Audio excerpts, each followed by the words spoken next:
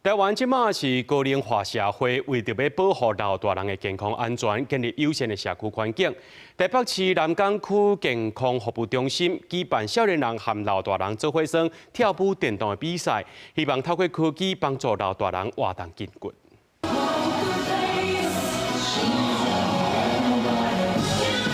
现场有真侪老大人和囡仔斗阵来耍跳舞电动，每一组互相比赛，有人用面镜来做帽啊，用鸡龟啊做造型，嘛有马孙啊家己画衫。感受觉得好玩嘛，好玩嘛，反正得不得奖都无所谓啦，啊，这是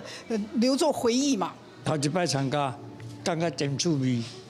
也袂歹耍啦。参与这个活动，你的心情跟感受怎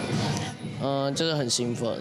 这是台北南港服务中心举办的活动，主办单位表示，根据卫福部民国112年的调查，65岁以上跋倒造成死亡排死因的第2名，所以办跳舞比赛，唔但好耍，嘛为着时代的健康。我们为了促进我们的长者的健康安全跟社会参与，以舞蹈为基础的运动，它其实可以是降低我们的跌倒风险，还有增强